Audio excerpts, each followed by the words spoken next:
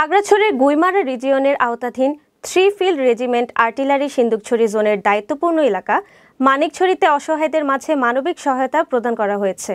20 মে সোমবার সকালে মানিকছড়ির রানী নিহার দেবী সরকারি উচ্চ বিদ্যালয় মাঠে অসহায়দের মাঝে বিনামূল্যে চিকিৎসা সেবা প্রদান, ঢেউটিন, সেলাই মেশিন, সৌর বিদ্যুৎ বিতরণ, কৃষকদের মাঝে সার, বীজ, স্প্রে মেশিন এবং ধর্মীয় প্রতিষ্ঠানে সহায়তা বিতরণ করা হয়।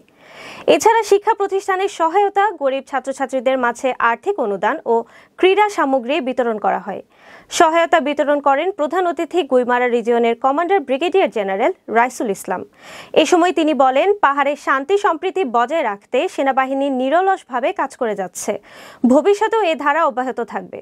এ সময় সিন্দুকছড়ি জোন অধিনায়ক লেফটেন্যান্ট কর্নেল সৈয়দ পারভেজ মোস্তফা, মানিকছড়ি উপজেলা পরিষদ চেয়ারম্যান মোহাম্মদ জয়নাল আবেদিন সহ সামরিক পদস্থ কর্মকর্তা ও জনপ্রতিনিধিরা উপস্থিত ছিলেন।